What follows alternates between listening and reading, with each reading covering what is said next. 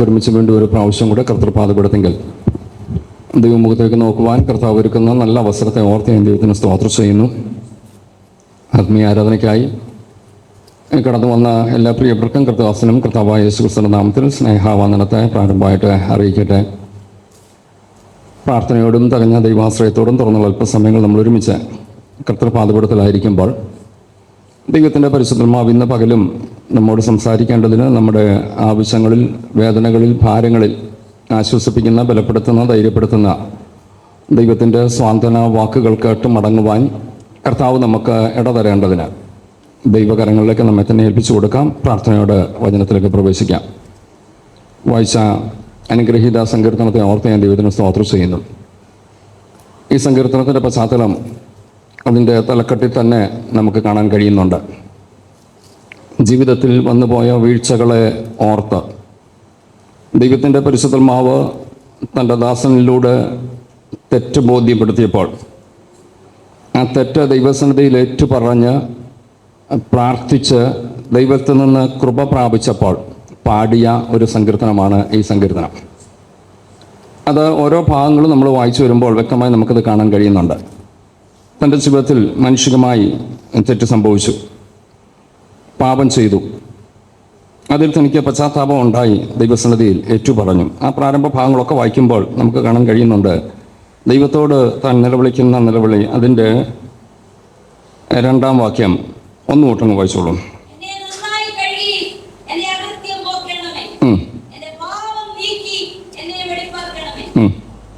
അടുത്തോട് വായിച്ചു 3-ന്റെ-1 മതി. അവിടെ താൻ പറയുന്നുണ്ട് 1-ാം വാക്യത്തിൻ്റെ ലാസ്റ്റ് പാർട്ടിൽ, എൻ്റെ ലംഘനങ്ങളെ മായ്ച്ചു കളയണമേ, എന്നെ നന്നായി കഴുകി എൻ്റെ അകൃത്യം പോക്കണമേ, എൻ്റെ പാപം നീക്കി എന്നെ വെടിപ്പാക്കണമേ, എൻ്റെ ലംഘനങ്ങളെ ഞാൻ അറിയുന്നു.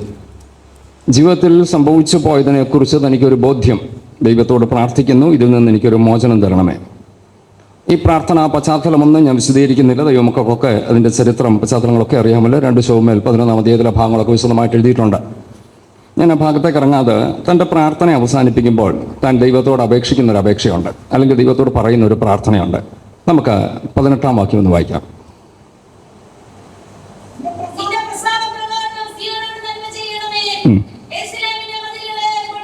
മതി.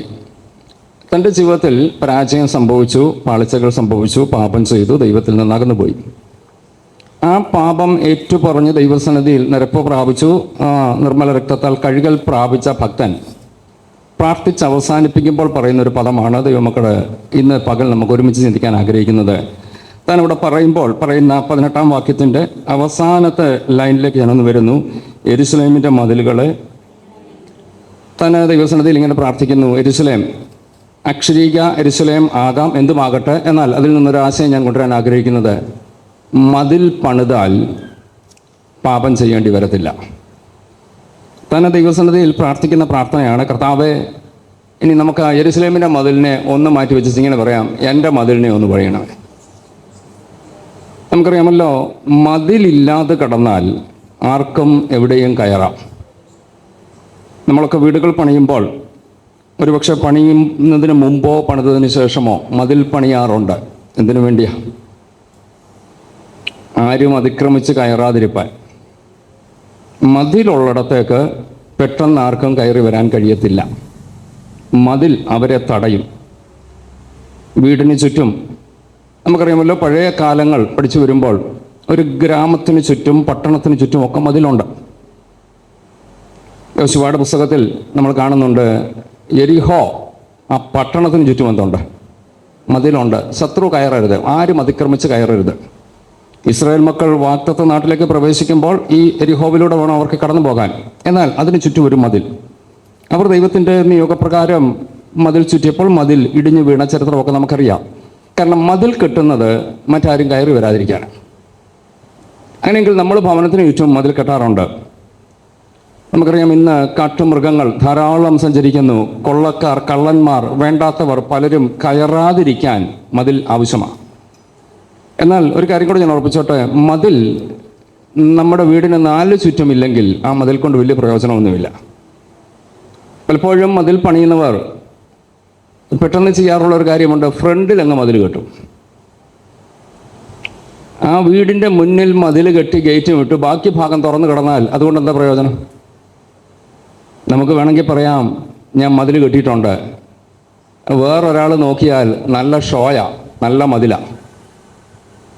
ഫ്രണ്ടിൽ മതിലുണ്ട്, ബാക്കിൽ എന്തില്ല, വശങ്ങളിലില്ല, ബാക്കിലില്ല, പ്രയോജനമില്ല. ആത്മീയ ജീവിതത്തെ ദൈവമക്കളൊന്ന് തുലനം ചെയ്തോണം. പലപ്പോഴും നമ്മളൊക്കെ ഫ്രണ്ടിൽ മതിൽ കെട്ടുന്നവരാ. ആരെങ്കിലും നോക്കിയാൽ ഭക്തനാ, ഭക്തിയുടെ ഒരു മതിൽ ഫ്രണ്ടിലുണ്ട്, ഗേറ്റ് വിട്ടേക്കുക. പക്ഷേ ബാക്ക് സൈഡോ? എപ്പോഴും ഓർത്തോണം, മതിൽ കെട്ടിയാൽ 4 വശവും കെട്ടിയില്ലെങ്കിൽ ഒരു പ്രയോജനവുമില്ല. ഫ്രണ്ടിൽ മതിൽ കെട്ടി വെച്ചാൽ എനിക്ക് മറ്റുള്ളവരുടെ മുമ്പിൽ എൻ്റെ വീടിന് മതിലുണ്ടെന്ന് പറയാം, പക്ഷെ അതുകൊണ്ട് എനിക്ക് പ്രയോജനമില്ല. നമ്മൾ മതിൽ കെട്ടുമ്പോൾ 4 വശവും മതിൽ കെട്ടിയെങ്കിൽ മാത്രമേ പ്രയോജനപ്പെടത്തുള്ളൂ. അതുകൊണ്ട് ക്രിസ്തീയ ജീവിതത്തിൽ നമ്മൾ മതിൽ കെട്ടുന്നവരായിരിക്കണം. നമ്മൾ ഒരുമിച്ച് ചിന്തിക്കാൻ ആഗ്രഹിക്കുന്ന ആ വിഷയത്തിലേക്കാണ് കടന്നു വരുന്നത്. 18-ാം വാക്യത്തിൻ്റെ ലാസ്റ്റ് പാർട്ട് ഒന്നുകൂടെ പറയുന്നു, യെരൂശലേമിൻ്റെ മതിലിനെ പണിയണമേ എന്നതിന് പകരം ഇന്ന് പകൽ ദൈവമക്കൾ പ്രാർത്ഥിക്കണം, കർത്താവേ എൻ്റെ മതിലിനെ ഒന്ന് പണിയണമേ. എനിക്ക് മതിൽ ആവശ്യമുണ്ട് കർത്താവേ. ശത്രു കയറി നാശമുണ്ടാക്കാതെ എൻ്റെ വ്യക്തിപരമായ ജീവിതത്തിന് മതിൽ വേണം, എൻ്റെ കുഞ്ഞുങ്ങൾക്കൊരു മതിൽ വേണം, എൻ്റെ കുടുംബത്തിനൊരു മതിൽ വേണം, ഞാനായിരിക്കുന്ന സഭയ്ക്കൊരു മതിൽ വേണം. കർത്താവേ ഈ മതിൽ അങ്ങ് തന്നേ പറ്റത്തുള്ളൂ, അങ്ങ് മതിൽ കെട്ടണമേ എന്ന് നമുക്ക് ദൈവത്തോട് പ്രാർത്ഥിക്കാം. ഇനിയും നമ്മൾ ആവശ്യപ്പെടാതെ തന്നെ ദൈവം കെട്ടുന്ന ചില മതിലുകളുണ്ട്. ഇയ്യോബിൻ്റെ പുസ്തകം 1-ാം അധ്യായത്തിൻ്റെ 10-ാം വാക്യം നമുക്കറിയാമെങ്കിലും ജസ്റ്റ് ഒന്ന് വായിച്ച് കേൾക്കാം. ഇയ്യോബ് 1:10.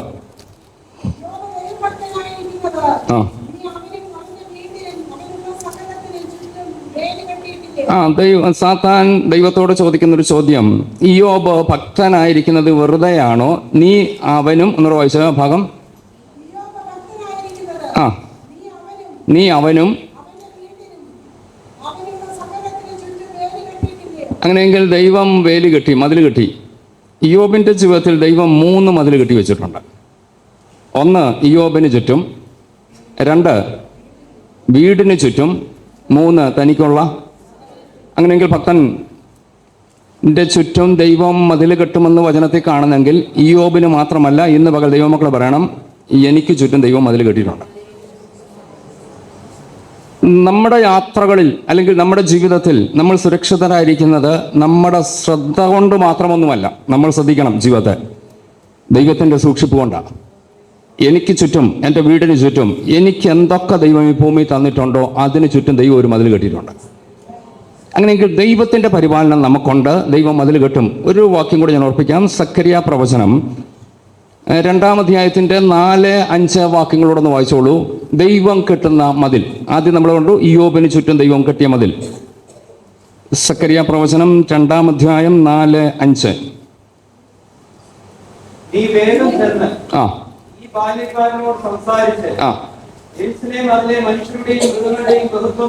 യെരൂശലേം അതിലെ മനുഷ്യരുടെയും മൃഗങ്ങളുടെയും ബഹുത്വം നിമിത്തം മതിലില്ലാതെ തുറന്നു കിടക്കുന്നു. അപ്പോൾ യെരൂശലേം ഇപ്പോൾ മതിലില്ലാതെ തുറന്നു കിടക്കുന്നു. അടുത്ത വാക്യം,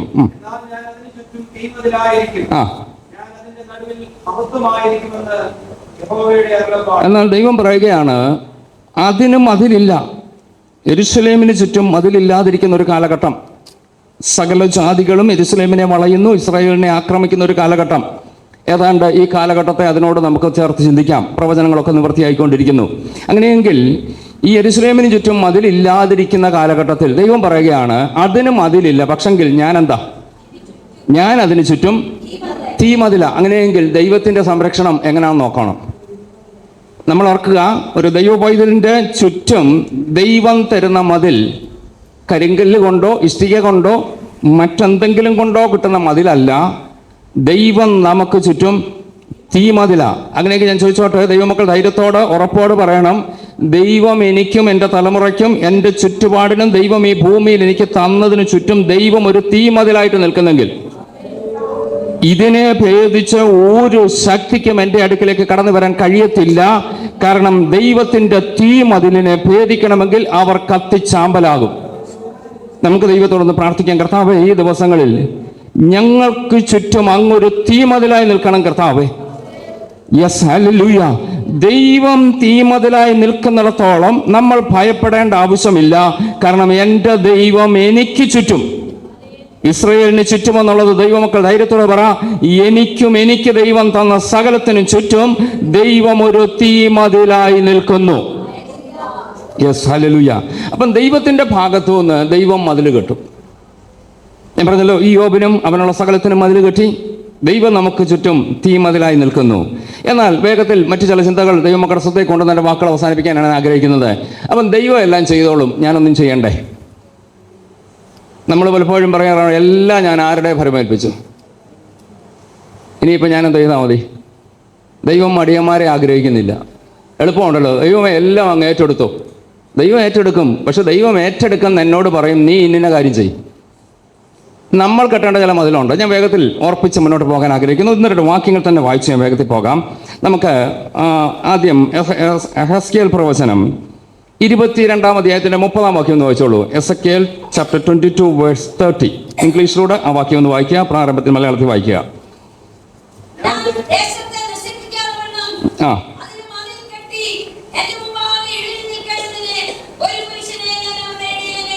ആ മതി, ഇംഗ്ലീഷിലൂടെ വായിച്ചോളൂ. Verse 22, chapter 22 verse 30.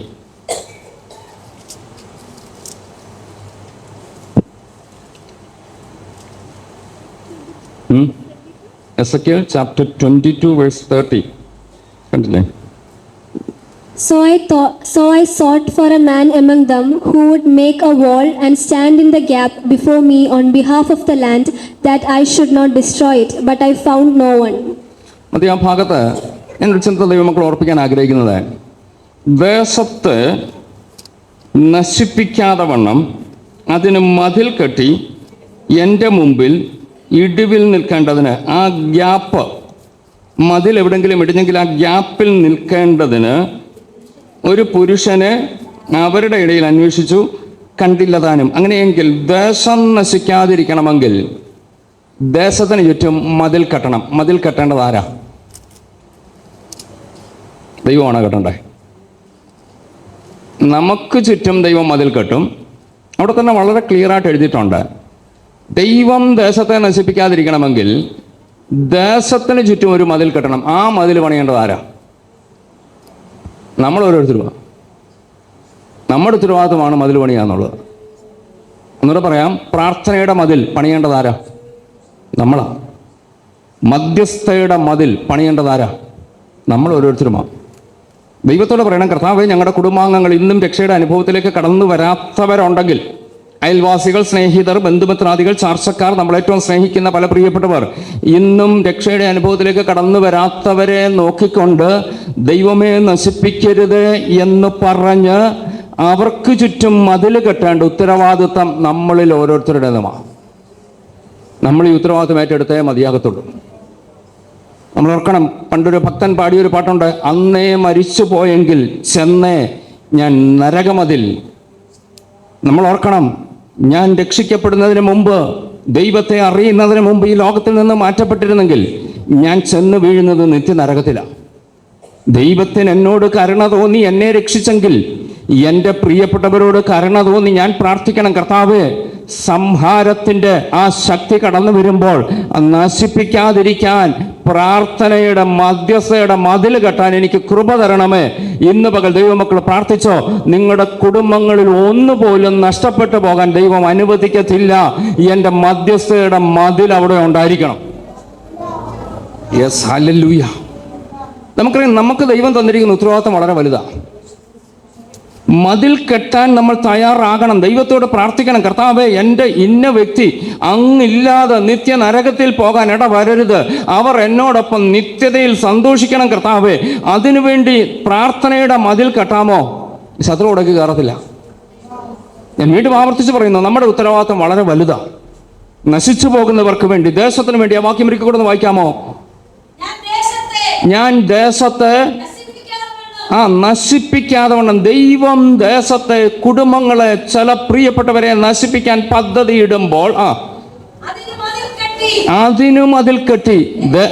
ദേശത്തെ ദൈവം നശിപ്പിക്കാതെ ദേശത്തിനും അതിൽ കെട്ടി ആ അങ്ങനെയൊക്കെ ഞാൻ പറഞ്ഞോട്ടെ. ദൈവം അന്വേഷിക്കുന്നുണ്ട്, കർത്താവ് നോക്കുന്നുണ്ട്. മതിൽ കെട്ടാൻ തയ്യാറുള്ള ആരുണ്ട്? നമ്മളെ ഓരോരുത്തരും ദൈവം നോക്കുക. ഇന്ന കുടുംബത്തിന് വേണ്ടി, ഇന്ന വ്യക്തിക്ക് വേണ്ടി, ഇന്ന സമൂഹത്തിന് വേണ്ടി, ഇന്ന ദേശത്തിന് വേണ്ടി മതിൽ കെട്ടാൻ ദൈവം ആഗ്രഹിക്കുന്ന വ്യക്തികളാണ് നാം ഓരോരുത്തരും. ഇന്ന് പകൽ തിരിച്ചറിയണം, കർത്താവ് എന്നെ നോക്കുന്നു, മതിൽ കെട്ടാൻ ഞാൻ തയ്യാറാണോ? അവിടെ വചനത്തോട് പറയുന്ന വാക്ക്, അടുത്ത വാക്യം വായിച്ചോളൂ. ആരെയും കണ്ടില്ല.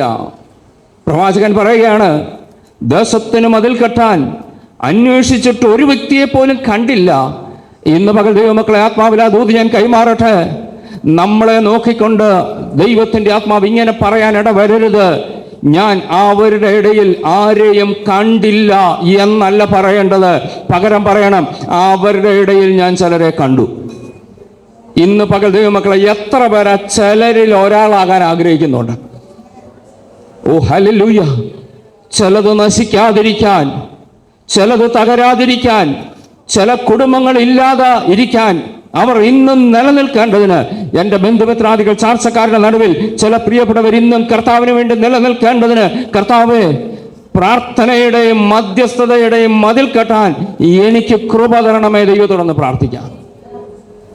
നമുക്കറിയാമല്ലോ മധ്യസ്ഥതയുടെ പ്രാധാന്യത. ഉൽപ്പത്തി പുസ്തകം 18-ാം അധ്യായത്തിൽ വായിക്കേണ്ട, ഞാൻ ആ ഭാഗം വേഗത്തിൽ പറഞ്ഞുവിടാം. സൊദോമിനെ നശിപ്പിക്കാൻ വന്ന ദൂതന്മാർ അബ്രഹാമിൻ്റെ വീട്ടിലെത്തി. പോകാൻ തുടങ്ങിയപ്പോൾ അബ്രഹാമിനോട് പറഞ്ഞു, ഞങ്ങൾ സൊദോമിനെ നശിപ്പിക്കാൻ പോകുന്നു. അബ്രഹാം ചെയ്തൊരു കാര്യം, ആ വാക്യം മാത്രം ഒന്ന് വായിച്ചാൽ 18-ാം അധ്യായം, ഉൽപ്പത്തി പുസ്തകം 18-ാം അധ്യായത്തിൽ 22, ബാക്കി ഭാഗങ്ങളൊന്നും വായിക്കണ്ട, 22-ാം വാക്യം മാത്രം ഒന്ന് വായിച്ചേ. ആ അങ്ങനെ ആ പുരുഷന്മാർ അവിടെ നിന്ന് തിരിഞ്ഞ് സോദോമിലേക്ക് പോയി. അബ്രഹാമോ യഹോവയുടെ സന്നിധിയിൽ തന്നെ നിന്നു. അബ്രഹാം ഇപ്പൊ എവിടെ നിൽക്കുക? അങ്ങനെയെങ്കിൽ ദൈവസന്നിധിയിൽ നിൽക്കുന്ന എന്തിനാ? മധ്യസ്ഥ ചെയ്യാനാ, പ്രാർത്ഥിക്കാനാ. ചരിത്രമൊക്കെ അറിയാവുന്നവരെ വിശദീകരിക്കുന്നില്ല. അബ്രഹാം ദൈവസന്നിധിയിൽ മധ്യസ്ഥ ചെയ്തു. 50 തുടങ്ങി താഴോട്ട് വരുമ്പോൾ നമുക്ക് ചരിത്രമൊക്കെ അറിയാമല്ലോ. അബ്രഹാം ദൈവസന്നിധി മധ്യസ്ഥയാണ്. കർത്താവ്, ഇത്ര നീതിമാന്മാരുണ്ടെങ്കിൽ നീ നശിപ്പിക്കുമോ? ദൈവം പറഞ്ഞില്ല. വീണ്ടും ചോദിക്കുകയാണ്. ആ ലിസ്റ്റ് താഴോട്ട് കുറഞ്ഞു വരുമ്പോൾ താൻ ചോദിക്കുന്ന ചോദ്യമുണ്ട്, കർത്താവെ, നീ നശിപ്പിക്കുമോ? ദൈവം പറയാണ്, ഇല്ല. കാരണം എന്നാ? ഒരാൾ ദൈവസന്നിധിയിൽ നിൽക്കുന്നുണ്ട്.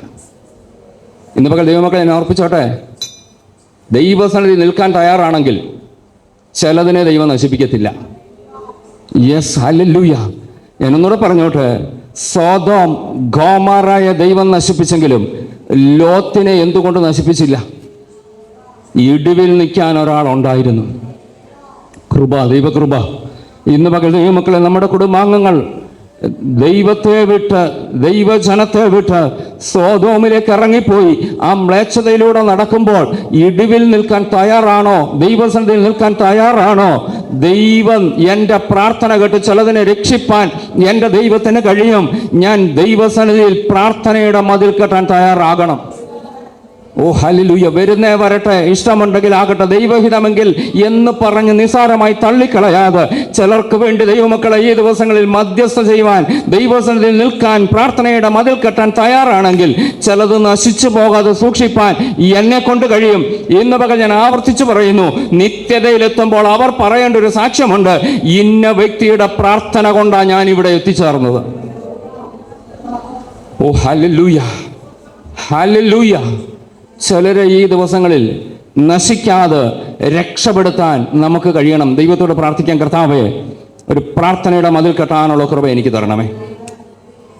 എൻ്റെ കുടുംബാംഗങ്ങൾക്ക് വേണ്ടി, എൻ്റെ ദേശത്തിന് വേണ്ടി മധ്യസ്ഥത ചെയ്യാൻ, ആ മധ്യസ്ഥയുടെ മതിൽ കെട്ടാൻ കർത്താവേ എന്നെ ബലപ്പെടുത്തണമേ. ദൈവത്തോടൊന്ന് പ്രാർത്ഥിക്കാമോ? ഈ ഭൗതിക ലോകത്തെ ഭൗതിക നേട്ടങ്ങളൊക്കെ രണ്ടാമത്, അതൊക്കെ അവിടെ നിൽക്കട്ടെന്ന്, ഇതൊക്കെ വന്നു ചേരുമെന്ന് ദൈവത്തിൻ്റെ വചനം പറഞ്ഞിട്ടുണ്ടെങ്കിൽ നമ്മൾ അതിൻ്റെ ഒന്നും പുറകെ പോകണ്ട. അതൊക്കെ റൈറ്റ് ടൈമിൽ എൻ്റെ കർത്താവ് എനിക്ക് തന്നിരിക്കും. അത് ദൈവത്തിൻ്റെ വിശ്വസ്തതയാണ്. ഞാൻ ചെയ്യേണ്ട ഇപ്രകാരമുള്ള ചില കാര്യങ്ങൾ ചെയ്യാൻ എന്നെ ബലപ്പെടുത്തണമേ. ദൈവത്തോടൊന്ന് പ്രാർത്ഥിക്കാം. രണ്ടാമത് നമ്മൾ പണിയേണ്ട മറ്റൊരു മതിൽ, വേർപാടിൻ്റെ മതിൽ ദൈവമക്കൾ കെട്ടേണ്ടത് ആവശ്യമാണ്. നമുക്കറിയാം, യെരൂശലേം ദേവാലയം ശലോമോന്റെ കാലത്ത് മനോഹരമായി പണിത ദേവാലയം നശിക്കപ്പെട്ടു. ദേവാലയം പണിക്ക് വേണ്ടി എസ്രായുടെ പുസ്തകമൊക്കെ വായിച്ചു വന്നാൽ കാണാൻ കഴിയുന്നുണ്ട്. സെരുബ്ബാബേലിന്റെ നേതൃത്വത്തിൽ ഒരു ഗ്രൂപ്പ് അവിടെ വന്നു. ഇവർ ആലയം പണിതു. എസ്രായുടെ നേതൃത്വത്തിൽ വന്ന് ആരാധന പുനഃസ്ഥാപിച്ചു. ആലയമുണ്ട്, ആരാധനയുണ്ട്.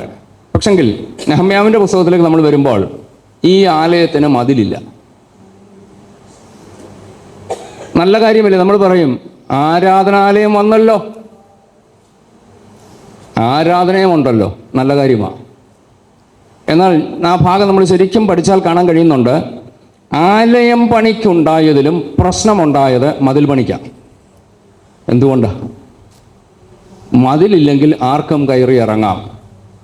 ശത്രു നോക്കിയത് ഇത്രയേ ഉള്ളൂ, മതിലില്ലെങ്കിൽ ആലയവുമുണ്ട് ആരാധനയുമുണ്ടെങ്കിലും എനിക്ക് കയറി ഇറങ്ങാം.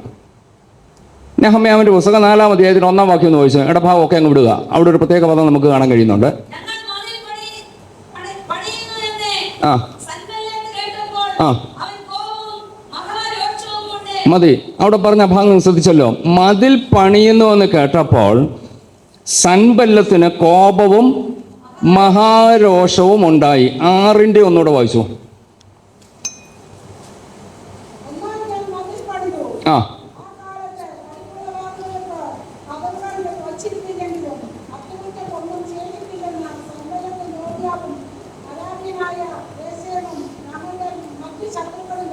മതി. ആ ഭാഗത്ത് വീണ്ടും പറയുന്നത്, ഞാൻ മതിൽ പണിതു.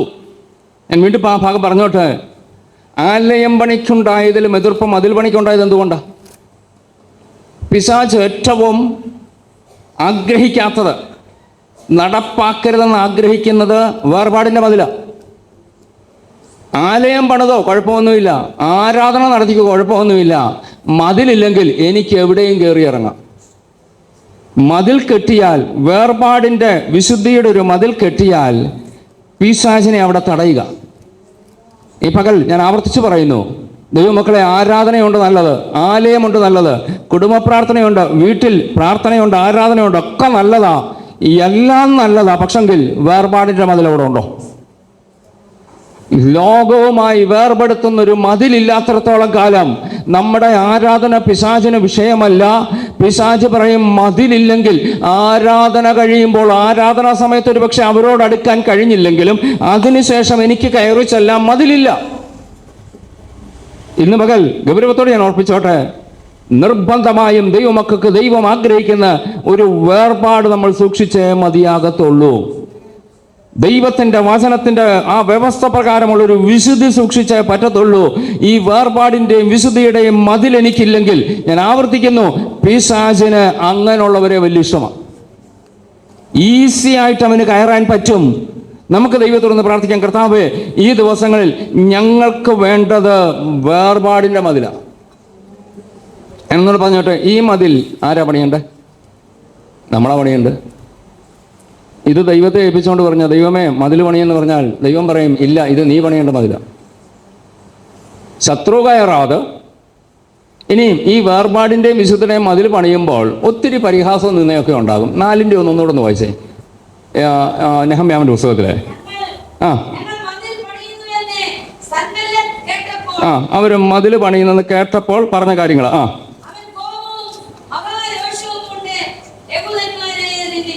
അവൻ കോപം പൊട്ടു. ഒന്നാമത് ഞാൻ പറഞ്ഞല്ലോ, മതിൽ പണി, വിശുദ്ധിയും വേർപാടിനും വേണ്ടി ഒരു ദൈവപൈതൽ നിൽക്കാൻ തയ്യാറാണെങ്കിൽ പിശാച്, പൈശാചിക ശക്തികൾ കോപവും രോഷവും പൂണ്ട് നിന്ദിക്കും.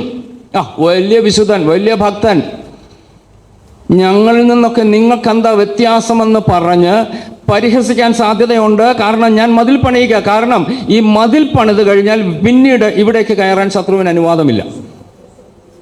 അവൻ്റെ പോക്കുവരവ് അവിടം കൊണ്ട് ബ്ലോക്ക് ചെയ്യുന്നതാണ് മതിൽ. അങ്ങനെയെങ്കിൽ ഈ വേർപാടിൻ്റെ മതിൽ പണിതപ്പോൾ കോപവും രോഷവും പൂണ്ട്. വായിച്ചോളൂ, ആ ഭാഗം വായിച്ചു. അടുത്തത്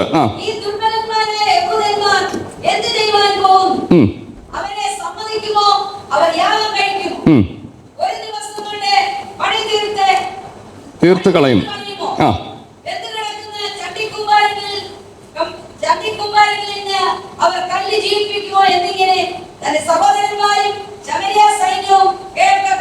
അടുത്ത്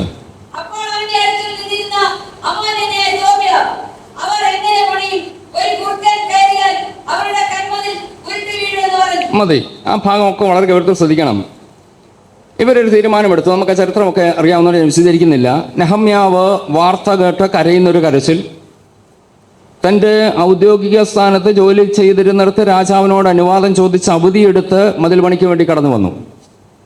തനിക്ക് അവിടെ സുഖശീതളമയിൽ എല്ലാ സൗകര്യങ്ങളും കൂടിയ രാജകീയ ആ പ്രൗഢിയിൽ ജീവിക്കാവുന്നതൊക്കെ വിട്ടിട്ട് യെരൂശലേമിൻ്റെ മതിൽ പണിയാൻ വന്നവനാണ്. ഈ മതിൽ പണിയാൻ വന്നവനെ പരിഹസിക്കുക.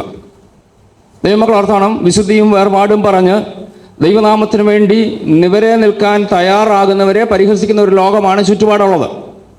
എന്നാൽ ചുറ്റുവട്ടത്തെ കണ്ടുകൊണ്ട് ആരുടെയെങ്കിലും വാക്ക് കേട്ടുകൊണ്ട് ഞാൻ മതിൽ പണിയത്തില്ലെന്ന് നെഹമ്യാവ് പറഞ്ഞില്ല.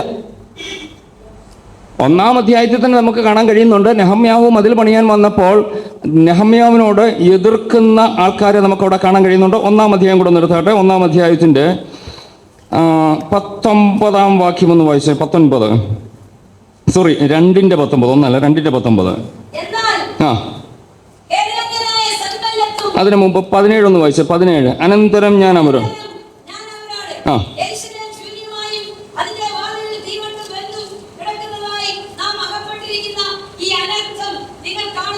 ആ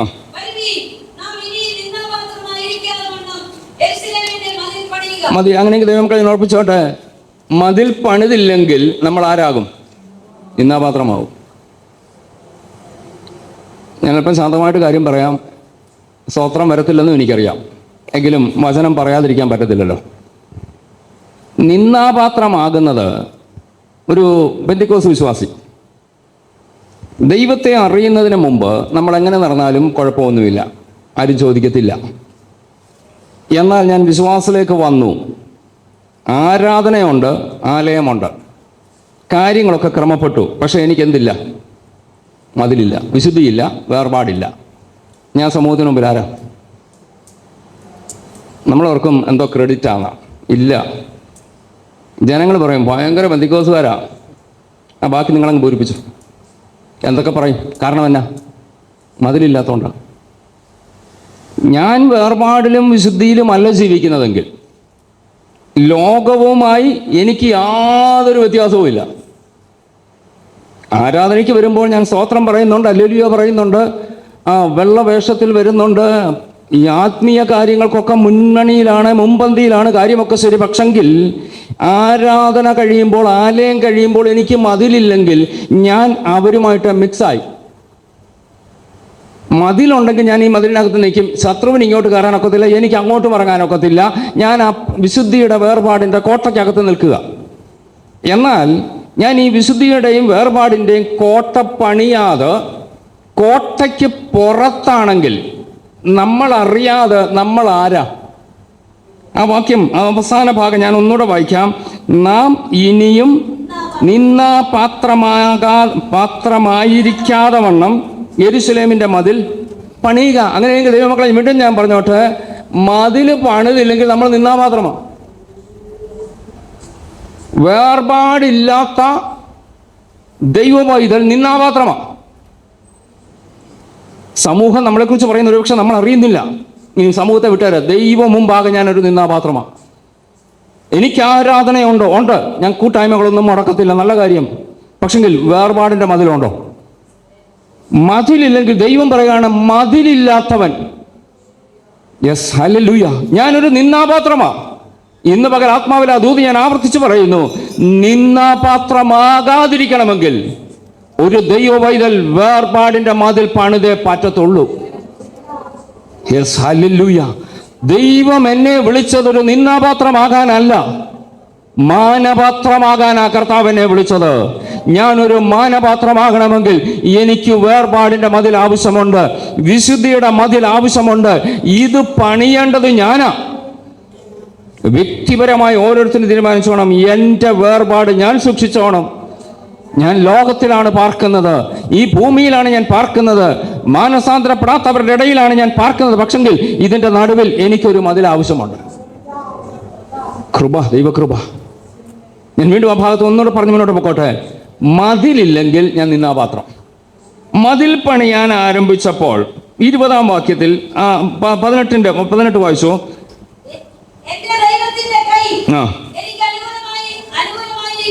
ആ രാജാവ് എന്നോട് കൽപ്പിച്ച വാക്കുകളും ഞാൻ അറിയിച്ചപ്പോൾ അവർ നാം എഴുന്നേറ്റ് പണിയുക എന്ന് പറഞ്ഞൊരു ഗ്രൂപ്പ് ഒന്നിച്ച് വേർപാടിന്റെ മതിൽ പണിയാൻ ആരംഭിച്ചു. അപ്പോൾ അവർക്കെതിരെ എതിര് വരുന്നുണ്ട്. നിങ്ങൾ രാജാവിനോട് മത്സരിക്കുന്നു, ദേശത്തെ നിയമത്തോട്, രാജ്യത്തെ നിയമങ്ങളോട്, ചുറ്റുവട്ടത്തെ സാമൂഹിക നിയമങ്ങളോടൊക്കെ നിങ്ങൾ എതിർക്കുന്നുവെന്ന് പറഞ്ഞുകൊണ്ട് ഇവർക്കെതിരെ ശബ്ദമുയർന്നപ്പോൾ നെഹമ്യാവ് പറയുന്നൊരു വാചകമുണ്ട്, സ്വർഗത്തിലെ ദൈവം ഞങ്ങൾക്ക്. അങ്ങനെയെങ്കിൽ ദൈവമക്കളെ ധൈര്യത്തോടെ പറയണം, ഞാൻ വേർപാടിൻ്റെ മതിൽ പണിയാൻ തുടങ്ങുമ്പോൾ എനിക്കെതിരെ ശബ്ദമുണ്ടാവും. നീ എന്നെ സ്വർഗത്തിൽ നിന്ന് കെട്ടിയിറക്കി വന്ന ഭക്തനാണോ, വിശുദ്ധനാണോ? ഉണ്ടായിക്കോട്ടെ, പറയണം, സ്വർഗത്തിലെ ദൈവം ഞങ്ങൾക്ക് കാര്യം. ഞാൻ എഴുന്നേറ്റ് പണിയും, ഞാൻ വേർപാടിൻ്റെ മതിൽ പണിയും, ഒറ്റയ്ക്കാണെങ്കിലും ഞാൻ പണിയും. ധൈര്യത്തോടെ അങ്ങ് ഇറങ്ങിക്കോ. നിങ്ങളുടെ പിന്നാലെ ആരെങ്കിലുമൊക്കെ കാണും. ബഹുഭൂരിപക്ഷം എതിർത്താലും ദൈവം എന്നോട് പറഞ്ഞിട്ടുണ്ടെങ്കിൽ, ഞാൻ വേർപാടിൻ്റെ മതിൽ പണിയാൻ തയ്യാറാണെങ്കിൽ, യെസ് ഹല്ലേലൂയ. ഇന്ന് പകൽ ദൈവമക്കളെ ആത്മാവിൽ ഞാൻ ആ ദൂത് ആവർത്തിച്ച് പറഞ്ഞിരുന്നു, ആരാധന കൊണ്ട് കാര്യമില്ല, സ്തുതിയും സ്തോത്രവും നല്ലത്, അതുകൊണ്ട് മാത്രം കാര്യമായില്ല. ആരാധനയോടൊപ്പം തന്നെ എനിക്ക് വേർപാടിൻ്റെ മതിലൂടില്ലാതെ ഈ ബോധ്യം, ഈ സത്യം തിരിച്ചറിഞ്ഞ ഭക്തൻ ജോലി ഇട്ടിട്ട് വന്ന് താൻ മതിൽ പണിയുകയാണ്. കാരണം ആരാധനയുണ്ടെങ്കിലും മതിലില്ലാത്തടത്തോളം കാലം ശത്രുവിന് കയറിയിറങ്ങാൻ പറ്റും. Yes hallelujah. നമ്മുടെ നന്മയുടെ മേൽ, നമ്മുടെ അനുഗ്രഹത്തിൻ്റെ മേൽ, നമ്മുടെ തലമുറയുടെ മേൽ, ഭൗതിക, ആത്മീക, ശാരീരിക, മാനസിക നന്മയുടെ മേൽ ശത്രു കയറിയിറങ്ങാതിരിക്കണമെങ്കിൽ നമ്മൾ ചില മതിൽ കെട്ടിയേ പറ്റത്തുള്ളൂ. ഈ ദിവസങ്ങൾ ദൈവമൊക്കെ ബോധ്യമുണ്ടാകണം, കർത്താവേ, മതിൽ കെട്ടാൻ എന്തൊക്കെ എതിർപ്പ് വന്നാലും, ആരൊക്കെ എതിർത്താലും ഞാൻ മതിൽ കെട്ടും. ഇനി 4 ഒന്നോട്ട് വന്നിട്ട് ആ ഭാഗം ഒന്നോടൊന്ന് വായിച്ചു. 4:1.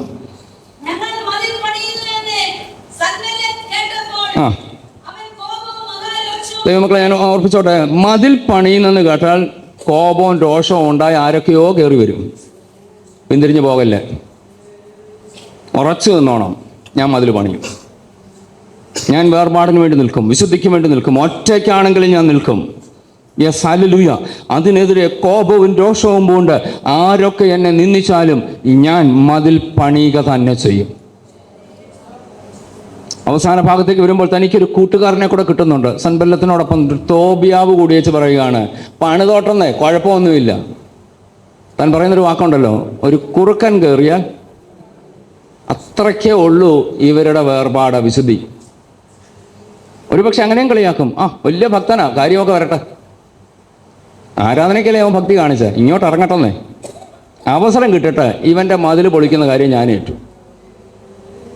ദൈവമക്കളെ ഒരുപക്ഷെ അങ്ങനെ പറയുന്നവർ കാണും, നമ്മളെ നോക്കിയാണ്. പക്ഷെ അവിടെ വന്നിട്ട് പറയണം, ഇല്ല, കുറുക്കനല്ല, ആന കയറിയാലും ഈ മതിൽ പൊളിയത്തില്ല. കാരണം ഇത് ദൈവം തന്ന മതിലാണ്, ദൈവം പറഞ്ഞിട്ട് ഞാൻ പണിയുന്നതാണ്. ലോകമേ, നിനക്ക് ഈ മതിൽ പൊളിക്കാൻ കഴിയത്തില്ല. പിശാചേ, നിനക്ക് ഈ മതിൽ പൊളിക്കാൻ കഴിയത്തില്ല. നിയോഗമുണ്ടായിട്ടാണ് ഞാൻ വേർപാടിൻ്റെ മതിൽ കെട്ടുന്നതെങ്കിൽ നീ മാറി നിന്ന് പരിഹസിച്ചോ, നിന്നെ കൊണ്ട് ഇത് തകർക്കാൻ കഴിയത്തില്ല. തൻ്റെ അടുത്തോട് വിളിച്ചു പറയണം, എൻ്റെ ദൈവത്താൽ, ദൈവത്തിൻ്റെ ദാസന്മാരായ ഞങ്ങൾ എഴുന്നേറ്റ് പണിയും. സ്വർഗത്തിലെ ദൈവം ഞങ്ങൾക്ക് കാര്യം സാധിപ്പിക്കും. ഓ ഹല്ലേലൂയ, ഹല്ലേലൂയ. ഈ മതിൽ, വേർപാടിൻ്റെ മതിൽ ഞാൻ ഉയർത്തി കെട്ടുക തന്നെ ചെയ്യും. ലോകമേ, നിനക്ക് കാണാൻ കഴിയാത്ത വണ്ണം ഞാൻ ഈ മതിൽ കളർത്തുക തന്നെ ചെയ്യും. ഹല്ലേലൂയ. ഞാൻ വേഗത്തിൽ മുന്നോട്ട് പോകുന്നു. ആ ഭാഗം നമ്മൾ വായിച്ചു വരുമ്പോൾ കാണാൻ കഴിയുന്നുണ്ട്, 52 ദിവസം കൊണ്ട് മതിൽ പണി പൂർത്തിയാക്കി. നടക്കത്തില്ലെന്ന് പറഞ്ഞെടുത്ത്, കുറുക്കൻ കയറിയാൽ താഴെ വീഴുമെന്ന് പറഞ്ഞെടുത്ത്, ദൈവത്തിൻ്റെ നിയോഗത്തോടെ പണി ആരംഭിക്കാമോ, പൂർത്തീകരിപ്പാൻ നമുക്കൊണ്ട് കഴിയും. Yes hallelujah. ഇന്ന് പകൽ ദൈവത്തോട് പറ, കർത്താവേ, ഞാൻ ചില മതിലിൻ്റെ പണി ആരംഭിക്കാൻ പോവാ. പൂർത്തീകരിച്ചിട്ടില്ലായിരിക്കാം, തുടങ്ങിയിട്ടുണ്ട്, പാതി വഴിയിൽ അവസാനിപ്പിച്ചെങ്കിൽ ഇന്ന് പകൽ പറ, ഇല്ല, ശത്രു കയറാതെ വണ്ണം ഞാൻ മതിൽ കെട്ടും. എനിക്ക് ആരാധന മാത്രം പോരാ, എനിക്ക് വേർപാടും ആവശ്യമുണ്ട്. എനിക്ക് ആരാധന മാത്രം പോരാ, എനിക്ക് വിശുദ്ധിയും ആവശ്യമുണ്ട്. ഞാൻ മതിൽ പണിയും. ശത്രുവെ, നീ നോക്കി നിൽക്കത്തേ ഉള്ളൂ. ഞാൻ മതിൽ പണിയും. അതിനകത്ത് നിനക്ക് കയറാൻ കഴിയാതെ വണ്ണം ഞാൻ അതിനെ കെട്ടിപ്പൊക്കുക തന്നെ ചെയ്യും. ഓ ഹല്ലേലൂയ. 52 ദിവസം കൊണ്ട് മതിൽ പണി അവർ പൂർത്തിയാക്കി. ഞാൻ വേഗത്തിൽ മുന്നോട്ട് പോകുന്ന സമയത്തിന് പരിമിതി ഉണ്ടല്ലോ. നമ്മൾ കെട്ടേണ്ട അനവധി മതിലുകൾ ദൈവം അനുവദിച്ച പിന്നീട് ഏതെങ്കിലും ഭാഗത്ത് പറയാം. തൽക്കാലം അടുത്ത ഭാഗത്ത് ഞാൻ ഓടി വരികയാണ്. ഞാൻ പറഞ്ഞല്ലോ, ദൈവം കിട്ടുന്ന 2 മതിൽ ഞാൻ ആദ്യം ഓർപ്പിച്ചു. നമ്മൾ ചെയ്യേണ്ട 2 മതിൽ. ഈ മതിൽ കെട്ടിക്കഴിഞ്ഞാലുള്ള പ്രശ്നം, പിന്നെ എനിക്ക് ഫ്രീഡമില്ല. മതിലില്ലെങ്കിൽ എനിക്ക് ഏതുവഴി വേണേലും പുറത്തിറങ്ങാം. നമുക്കറിയാമല്ലോ, നിങ്ങളുടെ വീടിനൊരു മതിൽ കെട്ടിയെന്ന് വെച്ചോളൂ. മതിലില്ലെങ്കിൽ നിങ്ങൾക്ക് പരിയമ്പുറത്തോട് ഇറങ്ങി അടുത്ത പറമ്പിക്കില്ല. മതിൽ പണിതാൽ ഫ്രണ്ടിൽ ഒരു ഗേറ്റ് കാണും, അത് തുറന്ന് വേണം ഇറങ്ങാൻ. കൂട്ടിക്കിട്ടേക്കുവാണെങ്കിൽ താക്കോലൊക്കെ ആവശ്യമുണ്ട്. അപ്പോൾ ഒരാൾ തീരുമാനിച്ചെന്ന് വെച്ചോ, എന്തൊരു കഷ്ടം, അയലൊക്കെ തുറന്ന് പോകണമെങ്കിൽ ചുറ്റിത്തിരിഞ്ഞ് ഫ്രണ്ടിലൂടെ ഇറങ്ങിപ്പോണം. ഞാനൊരു കാര്യം ചെയ്യുക, മതിൽ പൊളിക്കുക. എന്തിനാ? എനിക്ക് ഫ്രീഡം വേണം. നിങ്ങളീ പറയുന്ന ആത്മീയ വേദപുസ്തകത്തിൻ്റെ വ്യവസ്ഥയ്ക്കകത്ത് നിന്നാൽ എനിക്കെന്തില്ല? ഫ്രീഡമില്ല. ലൂക്കോസ് 15 കാണുന്ന ആ മുടിയൻ പുത്രനും പറഞ്ഞ വാചകം എന്തോ? എനിക്ക് ഈ വീട്ടിൽ എന്തില്ല? അപ്പം പറയുന്നതെല്ലാം കേട്ടോണം. ഇതെന്തൊരപ്പനാ? എന്നെ അങ്ങോട്ടോ ഇങ്ങോട്ടോ, ചേട്ടൻ കുറേ ന്യായങ്ങളൊക്കെ പറയുന്നുണ്ടല്ലോ, നമുക്കറിയാമല്ലോ. അപ്പൻ ഭയങ്കര സ്ട്രിക്റ്റാ. അതുകൊണ്ടാണല്ലോ ചേട്ടൻ വന്നിച്ച് പറയുന്നത്, നീ പോയവനെ അതൊക്കെ കൊടുത്ത് ഞാൻ മര്യാദയ്ക്ക് നിന്നിട്ട് പോലും എനിക്ക് ആവശ്യമായ ന്യായമായ ആവശ്യം പോലും സാധിപ്പിച്ചു തന്നില്ലെന്ന്. അപ്പൻ്റെ വീട്ടിൽ എന്തില്ല? ഫ്രീഡമില്ല. ഫ്രീഡം വേണ്ടവൻ മതിൽ പൊളിച്ച് പുറത്ത് ചാടി. അവൻ ഇറങ്ങിയപ്പം പറഞ്ഞു കാണും, ഇതെന്തൊരു ലോകം, സമത്വസുന്ദരം, എത്ര മനോഹരം. നാളിതുവരെ ഞാൻ അപ്പൻ്റെ വീട്ടിൽ സ്വാതന്ത്ര്യമില്ലാതെ മതിലിനകത്ത് കടന്നു. പുറത്തിറങ്ങിയപ്പോഴല്ലേ ലോകം എന്തുവാന്ന് അറിഞ്ഞത്. എത്ര നാൾ അറിഞ്ഞവൻ? അവിടെ എഴുതിയിട്ടുണ്ട്, ഏറെക്കാലം കഴിയും മുമ്പ് പരിപാടിയെല്ലാം കഴിഞ്ഞു. ദൈവമക്കൾ വളരെ എടുത്തോളം ഓർത്തണം, അപ്പൻ്റെ വീട്ടിൽ സ്വാതന്ത്ര്യമില്ലെങ്കിൽ നിനക്ക് വേണ്ടതെല്ലാം അതിനകത്തുണ്ട്. സ്വാതന്ത്ര്യം വേണമെന്ന് പറഞ്ഞ് പുറത്തിറങ്ങിയാൽ ഇറങ്ങുന്ന കാലത്ത് നല്ല സ്വീകരണമായിരിക്കും, എല്ലാം നടക്കും. പക്ഷെങ്കിൽ അധികം താമസിയാതെ മനസ്സിലാകും, അപ്പൻ്റെ വീട്ടിലെ ആ സ്വാതന്ത്ര്യമില്ലായ്മയായിരുന്നു എൻ്റെ ജീവിതത്തിൻ്റെ അനുഗ്രഹം. ആ മതിലിനകത്ത് ജീവിതമായിരുന്നു എനിക്ക് നല്ലത്. അവിടെ ആ ഭാഗങ്ങളൊന്നും വായിക്കാൻ ഞാൻ ആഗ്രഹിക്കുന്നില്ല. അവിടെ ഒരു പ്രത്യേക പദം പറയുന്നുണ്ട്, ഇവന് സുബോധം വന്നപ്പോൾ അപ്പൻ്റെ വീട്ടിലേക്ക് മടങ്ങി വന്നു. അങ്ങനെ ചോദിച്ചോട്ടെ, മതിൽ പൊളിക്കുന്നെങ്കിൽ ആ വ്യക്തി എന്തോ പറയണം? മനസ്സിലായില്ലേ? എനിക്ക് സ്വാതന്ത്ര്യം വേണം, എനിക്ക് വേർപാടിൻ്റെയും വിശുദ്ധയുടെയും മതിലിനകത്ത് നിൽക്കാൻ കഴിയത്തില്ല, എനിക്കിത് പൊളിച്ച് പുറത്തിറങ്ങണമെന്ന് ഒരാൾക്ക് തോന്നുന്നെങ്കിൽ ആ വ്യക്തിക്ക് കൊടുക്കേണ്ട പേരെന്തുവാ? സുബോധമില്ലാത്തവർ. ഈ പയ്യൻ അല്ലെങ്കിൽ ഈ മുടിയൻ പുത്രൻ മടങ്ങി വരുന്ന പദത്തെക്കുറിച്ച് പറയുന്നുണ്ട്, അവന് സുബോധം. ഒന്ന് വായിച്ചത്, പലർക്കും അങ്ങനെ ഒരു വാക്കുണ്ടോന്നൊരു റെഫറൻസ് ഒന്ന് പറഞ്ഞുതരാം മാമേ. ലൂക്കോസ് 15:17 വായിച്ചോളൂ.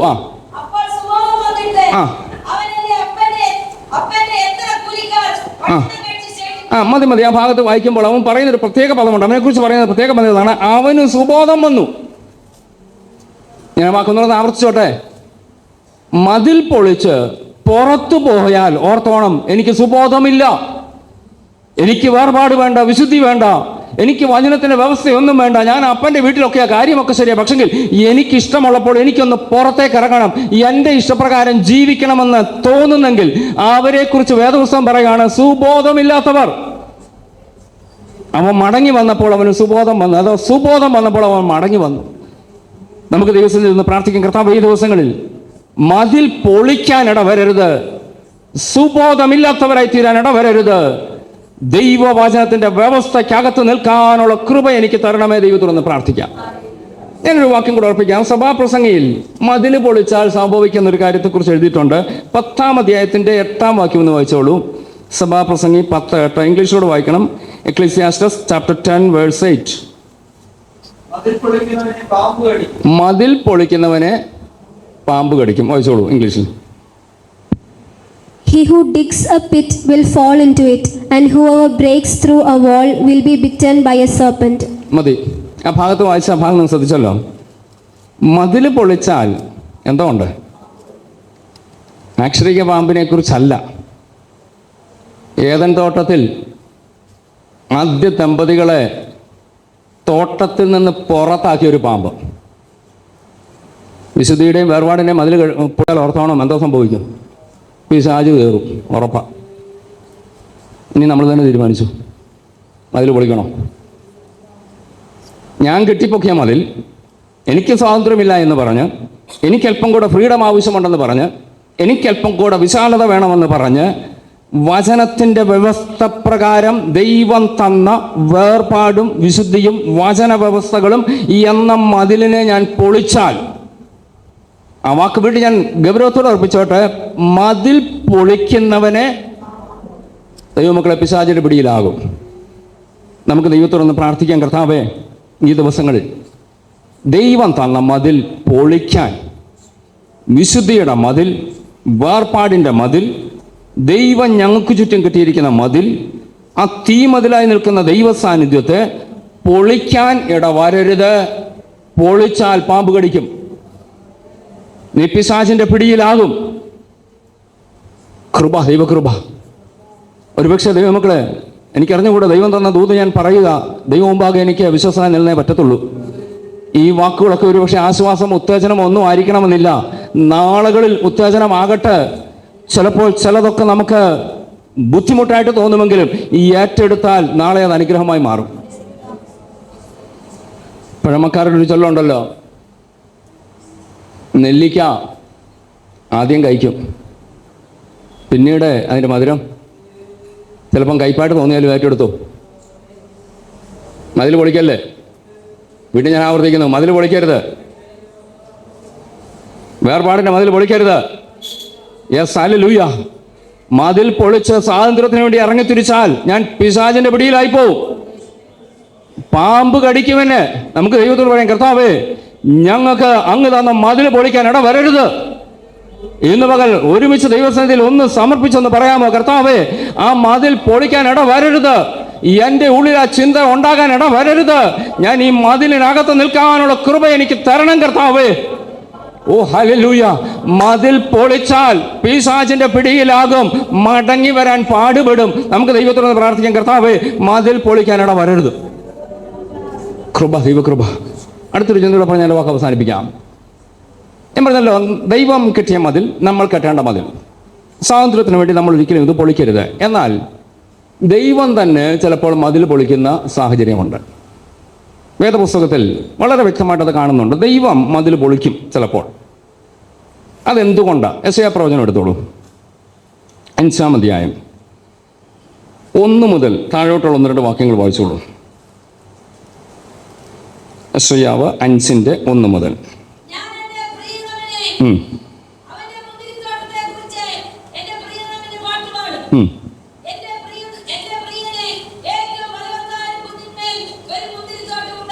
ദൈവമക്കൾ വളരെ ഗൗരവത്തോടെ ശ്രദ്ധിക്കുക. ഞാൻ എല്ലാം ഭാഗം വിശദീകരിക്കുന്നില്ല, വായിക്കുമ്പോൾ തന്നെ അത് വിശദീകരിക്കും. എല്ലാവരും വായിച്ചത് ഇങ്ങനെയാണല്ലോ. എൻ്റെ പ്രിയതമന് ഏറ്റവും ഫലവത്തായ ഒരു കുന്നിന്മേൽ ഒരു മുന്തിരിത്തോട്ടം ഉണ്ടായിരുന്നു.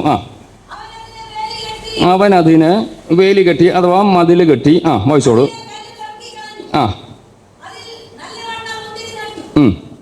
നല്ല വക മുന്തിരി നട്ടു.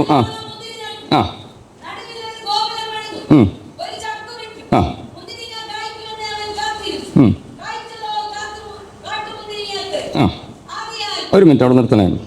ബാക്കി ഭാഗത്ത് നമ്മൾ വരിക. അവിടെ പറഞ്ഞേക്കുന്ന ഭാഗം നിങ്ങൾ ശ്രദ്ധിച്ചല്ലോ. എൻ്റെ പ്രിയതമന് ഏറ്റവും ഫലവത്തായ ഒരു കുന്നിന്മേൽ ഒരു മുന്തിരിത്തോട്ടം ഉണ്ടായിരുന്നു. ഇത് നല്ല ഫലപുഷ്ടമായ മണ്ണ്, നല്ല പ്രദേശം, അവിടെ ഒരു മുന്തിരിത്തോട്ടം. ഈ മുന്തിരിത്തോട്ടത്തിന് ഉടമസ്ഥൻ ചെയ്ത കാര്യങ്ങൾ അവിടെ എഴുതിയിട്ടുണ്ട്. ആദ്യം ചെയ്തത് വേലി കെട്ടി.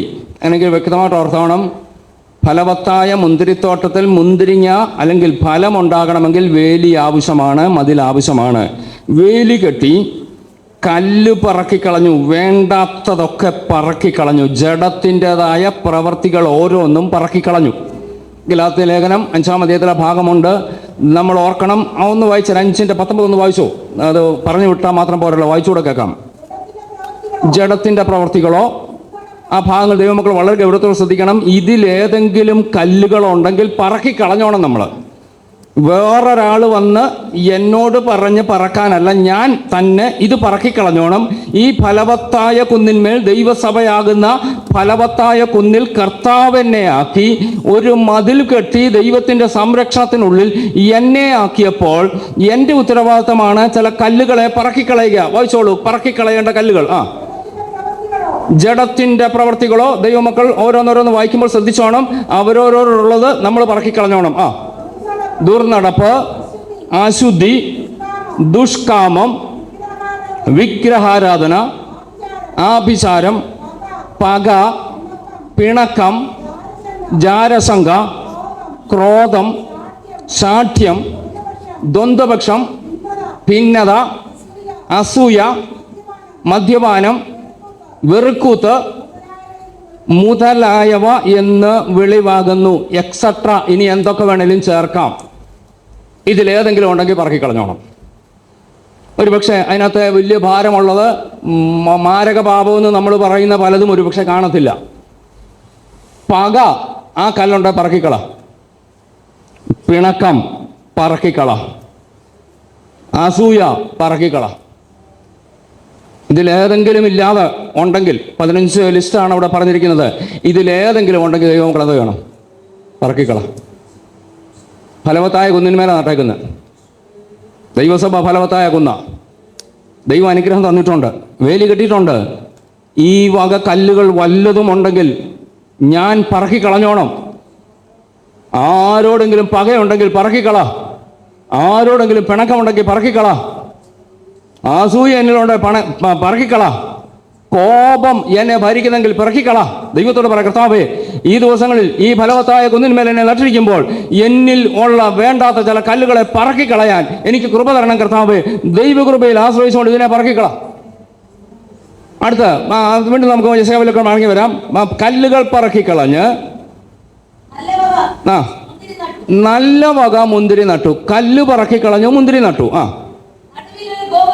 എന്ന് പറഞ്ഞാൽ ഈ മുന്തിരി ഇത്രയും നട്ടപ്പോൾ ഫലവത്തായ കുന്നിന്മേൽ ഏറ്റവും ബെസ്റ്റായ മുന്തിരി നട്ട് കല്ല് പറക്കിക്കളഞ്ഞ് അപ്പോൾ ഒരു പ്രതീക്ഷയുണ്ട്, എനിക്ക് ധാരാളം മുന്തിരി കിട്ടും. ഇതിന് കാവലിന് വേണ്ടി ഞാനൊരു ഗോപുരം അവിടെ ഉണ്ടാക്കി ചക്കുമിട്ടു. ഇത് നട്ടപ്പോൾ തന്നെ യജമാൻ ഇതെല്ലാം ചെയ്തു കഴിഞ്ഞു. ഇത് ആട്ടിയെടുക്കാനായിട്ടൊരു ചക്കും അവിടെ വെച്ച് കഴിഞ്ഞു. ഞാൻ കാത്തിരിക്കുക, മുന്തിരിങ്ങ കായ്ക്കും, ഇപ്പോൾ ഫലമുണ്ടാകുമെന്ന് കാത്തിരുന്നു. മതി, ആ ഭാഗത്തൊന്ന് നിർത്തണേ. യജമാനൻ വളരെ പ്രതീക്ഷയോട് കാത്തിരുന്നപ്പോൾ പലതും ചെയ്തു. കായ്ച്ചതെന്താ? കാട്ടുമുന്തിരിങ്ങ കായ്ച്ചപ്പോൾ യജമാനൻ പോട്ട് സാരമില്ലെന്ന് പറഞ്ഞില്ല. ഫലവത്തായ കുന്നിന്മേൽ നല്ല വക മുന്തിരി നട്ടു, ഗോപുരം പണിതു, ചക്ക് വെച്ചു, കല്ല് പറക്കിക്കളഞ്ഞു, വളം ചെയ്തു, വെള്ളം കൊടുത്തു, വേണ്ടതെല്ലാം കൊടുത്തു കഴിഞ്ഞിട്ട് യജമാനൻ ആഗ്രഹിക്കുന്നത് വരാതിരുന്നപ്പോൾ സംഭവിച്ചത്. അടുത്ത ഭാഗം വായിച്ചോളൂ. ആകയാൽ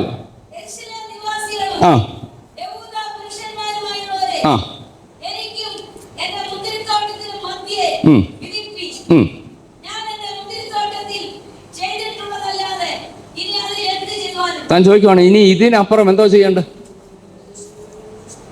നമ്മെ നോക്കിക്കൊണ്ട് പിതാവായ ദൈവം ഇങ്ങനെ പറയല്ലേ, ഞാൻ അവർക്ക് വേണ്ടി എൻ്റെ സ്വന്തം പുത്രനെ കൊടുത്തു, ഏകജാതനെ അവർക്ക് വേണ്ടി ഞാൻ കൊടുത്തു, രക്ഷിച്ചു, ദൈവസഭയിലാക്കി, ഫലവത്തായ കുന്നിന്മേലാക്കി, വളം കൊടുക്കുന്നു, വെള്ളം കൊടുക്കുന്നു, ആത്മീയ ശുശ്രൂഷ കൃപാവരങ്ങൾ ദൈവദാസന്മാരിലൂടെ ദൈവം തന്നുകൊണ്ടിരിക്കുന്നു. നമ്മുടെ കയ്യിൽ നമ്മുടെ ഭാഷയിൽ എഴുതപ്പെട്ട വചനം തരുന്നു.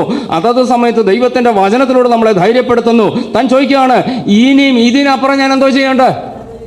ആത്മീയ പോഷണവും കൈത്താങ്ങലും കൊടുത്ത് ദൈവം നടത്തുന്നു. പക്ഷെങ്കിൽ ദൈവം ആഗ്രഹിക്കുന്ന ഫലം കിട്ടുന്നില്ല. ഞാൻ എന്ത് ചെയ്യണ്ടു? വായിച്ചോളൂ.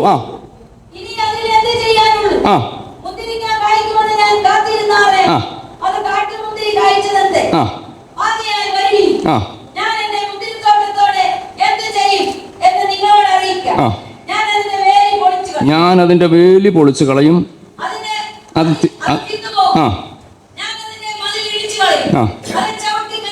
മതി. അപ്പം ദൈവം മതിൽ പൊളിക്കുമോ? എപ്പം പൊളിക്കും? ഫലം കായ്ച്ചില്ലെങ്കിൽ. വളരെ ഗൗരവത്തോടെ എടുക്കുക. ദൈവം ആഗ്രഹത്തോടെ നമ്മളെയൊക്കെ ഈ കുന്നിന്മേൽ മുന്തിരിത്തോട്ടത്തിൽ നട്ടത്. ഞാൻ പറഞ്ഞല്ലോ, തൻ്റെ ഏകജാതനായ പുത്രനെ കൈവിട്ടത് എനിക്ക് വേണ്ടിയാണ്. കാൽവറി ക്രൂശിൽ കിടന്നുകൊണ്ട് പുത്രൻ നിലവിളിക്കുന്നൊരു നിലവിളി, എൻ്റെ ദൈവമേ, എൻ്റെ ദൈവമേ, നീ എന്നെ കൈവിട്ടതെന്ത് എന്ന് ചോദിക്കുമ്പോൾ പിതാവ് പറഞ്ഞു, എനിക്ക് നിന്നെ കൈവിട്ടേ പറ്റത്തുള്ളൂ, ചിലരെ എൻ്റെ കയ്യിലെടുക്കണം. ഇന്ന് പകൽ ഈ വചനം കേൾക്കുന്ന ദൈവമക്കളോട് ഞാൻ പറഞ്ഞോട്ടെ, ആ പുത്രനെ കൈവിട്ടത് എന്നെ കയ്യിലെടുക്കാനാണ്. എന്നെ ഈ കുന്നിന്മേൽ, ഫലവത്തായ കുന്നിന്മേൽ നടാനാണ് പുത്രനെ കൈവിട്ടത്. ഇതിലപ്പുറം എന്താ എനിക്ക് വേണ്ടി ചെയ്യേണ്ടത്? എനിക്ക് വേണ്ട ഭൗതിക, ആത്മീക, ശാരീരിക, മാനസിക നന്മകൾ ഒന്നൊന്നായി ഒന്നിനു പുറകെ തക്ക സമയത്ത് നൽകി എന്നെ മാനിച്ചുയർത്തി. ഇതൊക്കെ ദൈവത്തിന്റെ നീതിയല്ലേ? ഓ ഹല്ലേലൂയ! ദൈവം എനിക്ക് വേണ്ടി ചെയ്യാവുന്നതെല്ലാം ചെയ്തു. എന്നിൽ നിന്ന് ഫലം പ്രതീക്ഷിക്കുമ്പോൾ എന്നിൽ നിന്ന് ഫലമില്ലെങ്കിൽ ദൈവം പറയുകയാണ്, ഞാനൊരു കാര്യം ചെയ്യാൻ പോവാണ്, ഞാൻ ആ മതിൽ പൊളിക്കാൻ പോവാ. അവിടെ എഴുതിക്കുന്ന വാചകം ഇങ്ങനെയാണല്ലോ, ഞാൻ അതിൻ്റെ വേലി പൊളിച്ചു കളയും, അത് തിന്നുപോകും, അതിൻ്റെ മതിൽ ഇടിച്ചു കളയും, അത് ചവിട്ടി മെതിച്ചു പോകും. വളരെ ഗൗരവത്തോടെ ദൈവമക്കൾ ഏറ്റെടുക്കുക. ദൈവം മതിൽ പൊളിക്കുന്നത് മനസ്സോടല്ല. ഫലമില്ലാതെ വന്നാൽ പൊളിക്കാതിരിക്കാൻ പറ്റത്തില്ല. ദൈവം മതിൽ പൊളിച്ചാൽ അതിനെ കാട്ടുപന്നികൾ മാന്തിക്കളയും, വയലിലെ മൃഗങ്ങൾ തിന്നുകളയും. 80-ാം സങ്കീർത്തനത്തിലും ഇത് സമാനമായ ഒരു ഭാഗമുണ്ട്, വായിക്കണ്ട. നമ്മൾ ഓർക്കണം, ദൈവം ചിലപ്പോൾ മതിൽ പൊളിക്കും. ദൈവത്തോട് പറഞ്ഞ, കർത്താവേ ഇല്ല, ഞാൻ ഫലം കായ്ച്ചോളാം. ഫലവത്തായ കുന്നിന്മേലാണ് എന്നെ നട്ടത്, ഞാൻ ഫലം കായ്ച്ചോളാം കർത്താവേ. എന്നിലൂടെ ദൈവഹിതമല്ലാത്ത ഫലങ്ങളൊന്നും വരാൻ ഇടവരരുത് കർത്താവേ. ഇന്ന് പകൽ സമർപ്പിച്ചെന്ന് പ്രാർത്ഥിക്കാൻ തയ്യാറാകാമോ? ദൈവം മതിൽ പൊളിക്കാതിരിക്കണമെങ്കിൽ ഫലം കായ്ക്കുക. ഞാനൊരു ഭാഗം കൂടെ ഓർപ്പിക്കാം. ഇത്രയും പറഞ്ഞപ്പോൾ അതുകൂടെ ഒന്ന് ഓർപ്പിച്ച വേഗത്തിൽ പോകാം. വിലാപങ്ങളുടെ പുസ്തകത്തിൽ മറ്റൊരു ഭാഗത്ത് മതിൽ പൊളിക്കേണ്ടി വന്നതിൻ്റെ കാരണം കൂടെ എഴുതിയിട്ടുണ്ട്. 2-ാം അധ്യായം എടുത്താട്ടെ. വിലാപങ്ങളുടെ പുസ്തകം 2-ാം അധ്യായം. യിരെമ്യാ പ്രവാചകൻ യെരൂശലേമിൻ്റെ നാശത്തെ കണ്ടുകൊണ്ട് വിലപിച്ചു പാടുന്ന പാട്ടാണല്ലോ വിലാപങ്ങൾ.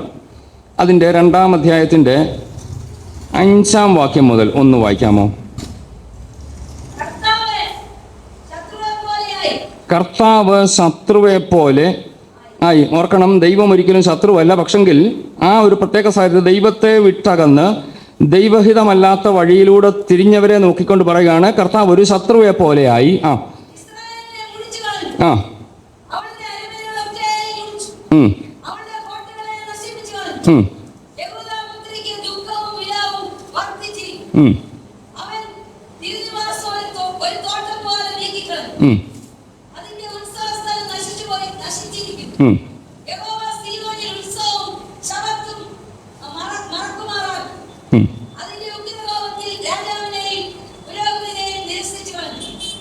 വായിച്ചോളൂ.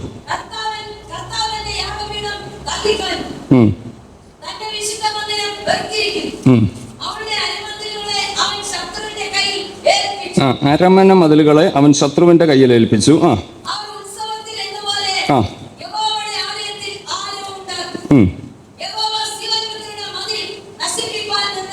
ആ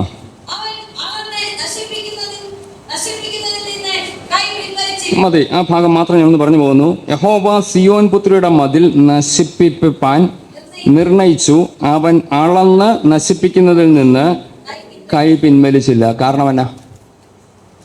പാപം ചെയ്തു. ദൈവം മതിൽ പൊളിക്കും എപ്പോഴാ? ഞാൻ പാപം ചെയ്ത. അവിടെ പ്രത്യേക ഒരു പദം പറഞ്ഞിട്ടുണ്ടല്ലോ, അവൻ അളന്ന് നശിപ്പിക്കുന്നതിൽ നിന്ന് കൈ. എത്രത്തോളം പാപത്തിൻ്റെ അളവ് വർദ്ധിച്ചോ ആ അളവിനനുസരിച്ച് ദൈവം അളന്ന് മതിൽ പൊളിച്ചു. ഇനി ഞാൻ ചോദിച്ചിട്ട്, മതിലിൻ്റെ മുഴുവൻ പൊളിക്കണമെന്നില്ല, അല്പം പൊളിച്ചാലും ശത്രുവിന് കയറാം. അവിടെ വീണ്ടും ആ ഭാഗം വായിക്കുന്ന, യഹോവ സിയോൻ പുത്രിയുടെ മതിൽ നശിപ്പിപ്പാൻ നിർണയിച്ചു. ദൈവമക്കളെ വളരെ ഗൗരവത്തോടെ ഓർക്കുക, പാപം ചെയ്താൽ ദൈവം ചില മതിൽ പൊളിക്കും. ഇന്നത്തെ എൻ്റെ സംരക്ഷണത്തിന് വേണ്ടി ഞാൻ കരുതുന്ന ചിലത്, അതെന്തുമാകട്ടെ, എൻ്റെ വരുമാന മാർഗമാകാം, എൻ്റെ ആരോഗ്യമാകാം, എൻ്റെ ബുദ്ധിയാകാം, കഴിവാകാം, ഞാൻ ചെയ്യുന്ന ഏതെങ്കിലും പ്രവൃത്തികളാകാം, ഞാൻ ദൈവഹിതപ്രകാരമല്ല പോകുന്നതെങ്കിൽ ദൈവം അതിനെ പൊളിക്കാൻ സാധ്യതയുണ്ട്. ഇന്ന് പകൽ ദൈവമക്കളെ ഈ വചനം കേൾക്കുമ്പോൾ എന്നോട് പ്രയാസം തോന്നരുത്. ദൈവം തന്ന വചനം എനിക്ക് പറയാതിരിക്കാൻ പറ്റത്തില്ല. നമ്മുടെ ഗുണീകരണത്തിന് വേണ്ടിയാണ് ഈ വചനം ദൈവം തന്നത്. എവിടെയെങ്കിലും ആരെങ്കിലും ദൈവസന്നിധി വിട്ട് അകന്നു പോയിട്ടുണ്ടെങ്കിൽ, പാപം ചെയ്യുന്നെങ്കിൽ, ഫലമില്ലാതിരിക്കുന്നെങ്കിൽ, ദൈവത്തിൻ്റെ ആത്മാവ് വീണ്ടും ആവർത്തിച്ചു പറയുന്നു, മതിൽ പൊളിക്കും. ദൈവത്തോട് പ്രാർത്ഥിക്കാൻ, കർത്താവേ ഞാൻ ഫലമില്ലാത്ത വ്യക്തിയായി തീരരുത്. ഞാൻ പാപം ചെയ്ത് അങ്ങിൽ നിന്ന് അകന്നു പോകാൻ ഇടവരരുത്. അങ്ങയുടെ സംരക്ഷണ മതിൽ എനിക്ക് ആവശ്യമുണ്ട് കർത്താവേ. ഈ ഭൂമി ഞാൻ പാർക്കുമ്പോൾ അങ്ങയുടെ മതിലില്ലാതെ എനിക്ക് നിൽക്കാൻ കഴിയത്തില്ല കർത്താവേ. എനിക്ക് മതിൽ ആവശ്യമുണ്ട്. മതിൽ പൊളിക്കരുത്. ദൈവത്തോടൊന്ന് പ്രാർത്ഥിക്കാം. ഞാനൊരു വാക്യോടെ വായിച്ചു പെട്ടെന്ന് അവസാനിപ്പിക്കുകയാണ്. ഈ മതിൽ ദൈവം തന്ന മതിൽ, നമ്മൾ പണിയേണ്ട മതിൽ. നമ്മൾ പൊളിക്കുന്നത്, ദൈവം പൊളിക്കുന്നത്. ഇനി മതിലിൻ്റെ പ്രാധാന്യം കൂടെ പറഞ്ഞ് ഞാൻ അവസാനിപ്പിച്ചേക്കാം. മതിൽ ജാഗ്രതയോടെ നമ്മൾ സൂക്ഷിച്ചില്ലെങ്കിൽ ശത്രു ആക്രമിക്കാനുള്ള എല്ലാ പോസിബിലിറ്റിയും ഉണ്ട്. നാഹൂം പ്രവചനം 2-ാം അധ്യായത്തിൻ്റെ 1-ാം വാക്യം കൂടെ വായിച്ചോളൂ. അതുകൂടെ ഞാൻ അവിടെ അവസാനിപ്പിക്കാം. എന്തുകൊണ്ട് ഈ മതിലിന് നമ്മൾ പ്രാധാന്യം കൊടുക്കണം? എന്തുകൊണ്ട് മതിൽ സംരക്ഷിക്കണം? ആ ആ ആ ആ മതി. അവിടെ പറയുന്ന വാചകം ശ്രദ്ധിച്ചല്ലോ. സംഹാരകൻ നിനക്കെതിരെ കയറി വരുന്നു, കോട്ട അഥവാ മതിൽ ഞാൻ സൂക്ഷിച്ചോണം. എനിക്കെതിരെ ഒരു സംഹാരകൻ കയറി വരുന്നുണ്ട്. ഇന്ന് പകൽ ഞാനിത് പറഞ്ഞ് അവസാനിപ്പിക്കുമ്പോൾ ദൈവമക്കൾ വളരെ ഗൗരവത്തോട് വചനം ഏറ്റെടുക്കുക. കുടുംബത്തിന് നേരെ, തലമുറയ്ക്ക് നേരെ, ദൈവം നിനക്ക് തന്ന പലതിനും നേരെ സംഹാരകൻ കയറി വരുമ്പോൾ ഞാൻ എൻ്റെ മതിൽ, കോട്ട സൂക്ഷിച്ചില്ലെങ്കിൽ സംഹാരകൻ സംഹാരം നടത്തും. കൃപ, ദൈവകൃപ. എത്ര പേർക്ക് ആ വചനം ബോധ്യമായി? ഈ പകൽ ദൈവത്തോടൊന്ന് പ്രാർത്ഥിക്കാമോ? സംഹാരകൻ നിനക്കെതിരെ കയറി വരുമ്പോൾ നിന്റെ മതിൽ നീ സൂക്ഷിക്കണം. ആ വാക്യം ഒരിക്കൽ കൂടെ വായിച്ചോളൂ. എല്ലാവരും ചേർന്ന് എല്ലാവരും ഒന്ന് എടുത്തേ. ആ വചനം നമ്മൾ ഒരുമിച്ചൊന്ന് പറയാൻ പോവുകയാണ്. എല്ലാവരും വേദവസം തുറന്നാട്ടെ. ആ വാക്യം ആരെങ്കിലും ഒരാൾ ഉറക്കം വായിക്കുമ്പോൾ മറ്റുള്ളവരോട് ചേർന്ന് നമുക്ക് ഒരുമിച്ച് ആ വാക്യം വായിക്കാൻ പോവുകയാണ്. ചേർന്ന് വായിക്കാം. സംഹാരകൻ കയറി വരുന്നു, കോട്ട കാത്തുകൊള്ളുക, വഴി സൂക്ഷിച്ചു നോക്കുക, അരമുറുക്കുക, നിന്നെ തന്നെ നല്ലവണ്ണം ശക്തീകരിക്കുക. ഇന്ന് പകൽ ദൈവമക്കളെ, നമ്മൾ നമ്മെ തന്നെ നല്ലവണ്ണം ശക്തീകരിച്ചേ മതിയാവുകയുള്ളൂ. എൻ്റെ കോട്ട ഞാൻ കാത്തേ മതിയാവുകയുള്ളൂ. എൻ്റെ മതിൽ ഞാൻ സൂക്ഷിച്ചേ മതിയാവുകയുള്ളൂ. കാരണം സംഹാരകൻ എനിക്കെതിരെ കയറി വരുന്നു. എപ്പോൾ കയറി വരും എനിക്കറിഞ്ഞുകൂടാ. ഏതുവഴി കയറി വരും എനിക്കറിഞ്ഞുകൂടാ. ഏത് സമയത്ത്, ഏത് ദിക്കിലൂടെ, ഏത് മേഖലയിലൂടെ കടന്നു വരും എനിക്കറിഞ്ഞുകൂടാ. സംഹാരകൻ എനിക്കെതിരെ കയറി വരുന്നത് കൊണ്ട് ഞാൻ എൻ്റെ കോട്ട കാത്തേ പറ്റത്തുള്ളൂ. ഒരുമിച്ച് ദൈവത്തോടൊന്ന് പ്രാർത്ഥിക്കാൻ തയ്യാറാകാമോ? ആരും മൗനമായിരിക്കാതെ ഒന്ന് സ്തോത്രം ചെയ്ത് ദൈവസന്നിധിയിൽ ഒന്ന് പറയാമോ? കർത്താവേ, ഈ ദിവസങ്ങളിലെ മതിലൊന്ന് സൂക്ഷിപ്പാനായിട്ട് സംഹാരകൻ എനിക്കെതിരെ കയറി വരുമ്പോൾ, കർത്താവേ, എൻ്റെ മതിൽ ഞാൻ സൂക്ഷിച്ചാൽ, കോട്ട ഞാൻ കാത്തുകൊണ്ടാൽ, എന്നെ തന്നെ ശക്തീകരിച്ചാൽ, സംഹാരകൻ എന്നെ തൊടാൻ കഴിയാതെ വണ്ണം അവൻ വഴി മാറിപ്പോകും. ഈ ദിവസങ്ങളിൽ കുടുംബങ്ങൾക്ക് നേരെ, തലമുറകൾക്ക് നേരെ സംഹാരകൻ കയറി വരുമ്പോൾ അതിനെ വഴി തിരിച്ചുവിടാൻ കർത്താവേ, മതിലിനെ, കോട്ടയെ ഒന്ന് സൂക്ഷിപ്പാൻ കൃപ തരണമേ.